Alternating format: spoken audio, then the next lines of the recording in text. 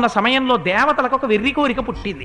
శివుడు కేశవుడు యుద్ధం చేసుకుంటే ఎలా ఉంటుందని బ్రహ్మగారి దగ్గరికి వెళ్ళి అడిగారు. అడిగితే బ్రహ్మగారు ఎలాగో అలా వీళ్ళిద్దరికీ ఓ చిన్న కంటెస్ట్ పెట్టారు, యుద్ధం చేసుకోమని. యుద్ధం చేసుకోమంటే వీళ్ళిద్దరు యుద్ధానికి వచ్చారు.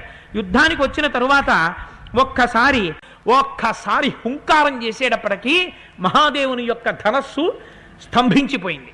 అంటే ఇంతకన్నా అజ్ఞానంతో కూడుకున్నటువంటిది ఇంకొకటి ఉంటుందా? శివకేశవుల మధ్య చంద్రశేఖర పరమాచార్య దీని గురించి అద్భుతమైన వ్యాఖ్య చేశారు.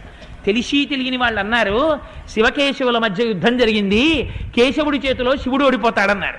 కేశవుడి చేతిలో శివుడు ఓడిపోవడం, శివుడి చేతిలో కేశవుడు ఓడిపోవడం ఉండదు. అలా అయితే పరశురాముడి చేతిలో రాముడి చేతిలో పరశురాముడి ఓడిపోతే ఎవరి చేతిలో ఎవరు ఓడిపోయినట్టు చెప్పండి? ఆదివరాహమూర్తికి వెంకటేశ్వర స్వామి వారు ఎదురొస్తే ఎవరెవరికి ఎదురొచ్చినట్టు చెప్పండి? రెండు విష్ణుమాంశాలు కావా? రామలక్ష్మణ భరత శత్రుఘ్నులు ఒక్కసారి భూమండలం